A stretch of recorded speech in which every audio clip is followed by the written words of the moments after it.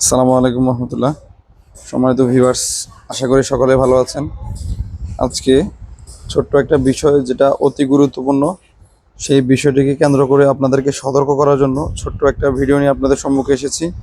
আপনারা দেখতে পাচ্ছেন এই ফ্যানটা, এটা কিন্তু কাহারও অপরিচিত না। আমার যতটুকু ধারণা, ভিডিওটি যারা দেখবেন বা যারা জানবেন ভিডিওটি দেখে, প্রত্যেকেরই এই ব্র্যান্ডটা কিন্তু পরিচিত, ওয়ালটন। ঠিক আছে, এটা বর্তমানে অনেকের আবেগে জায়গা করে নিয়েছে। তবে একটা জিনিস, একটা কথা মাথায় রাখবেন, সেটা হচ্ছে তারা এখন এই যে আগের যেই উম, প্রচার প্রসার যতটুকু হয়েছে, তাদের জন্য এখন সেটা ভ্যালু ফর মানি, অর্থাৎ যথেষ্ট হয়ে গিয়েছে।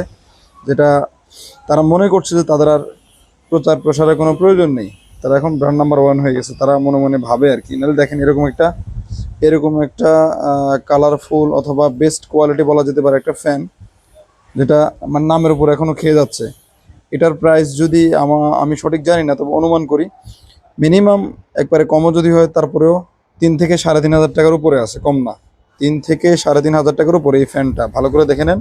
ওয়ালটনের ফ্যান, 56 বড় সাইজটা। কিন্তু খুবই দুঃখের ব্যাপার হচ্ছে এটাই যে এরকম নামি দামি একটা ব্র্যান্ড, একটা কোম্পানি, দামি একটা ফ্যান, কিন্তু তারা এই যে কয়েলটা দেখতে পাচ্ছেন, কয়েলটা কিন্তু করে ফেলেছে অ্যালুমিনিয়াম।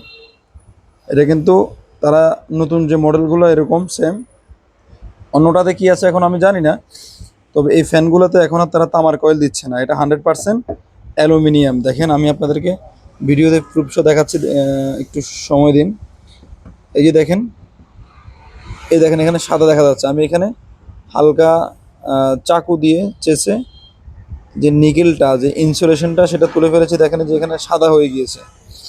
এখন কয়েলটা নষ্ট হয়ে গিয়েছে, খুব বেশি দিন হয়নি, আমাদের কাছে সার্ভিস করতে নিয়ে আসছে। আমরা চেষ্টা করবো এটা রিপেয়ার করা, যদি না হয় তাহলে নতুন কয়েল বাঁধতে হবে। বাঁধতে গেলে এখন মিনিমাম 1200-1300 টাকার নিচে কিন্তু এগুলো কয়েল বাঁধা যায় না।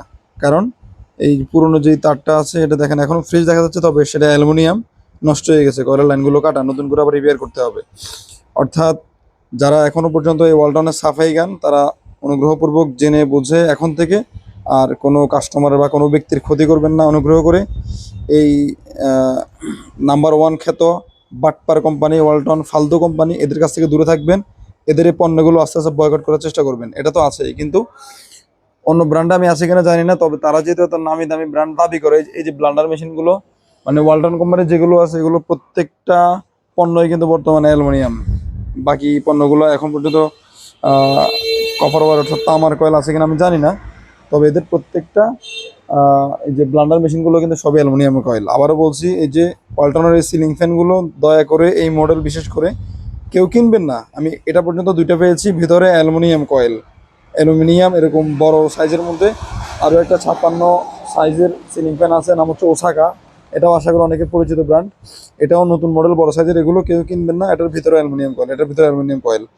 আশা করি বুঝতে পেরেছেন। যদি ভিডিওটা আসলে গুরুত্বপূর্ণ মনে হয়, সতর্কপূর্ণ মনে হয়, অনুগ্রহ করে এই বিষয়টি সকলের নলেজে রাখবেন। বন্ধু বান্ধব, আত্মীয় স্বজন যারা ওয়ালটনের প্রতি আকৃষ্ট, সকলকে সতর্ক করবেন, এর থেকে বিরত থাকবেন। এদের এই বাটপারি ধান্দাবাজি থেকে নিজেও বাঁচুন, অন্যকে বাঁচান। ধন্যবাদ, আশা করি বুঝতে পেরেছেন। আজকের ভিডিও পর্যন্তই।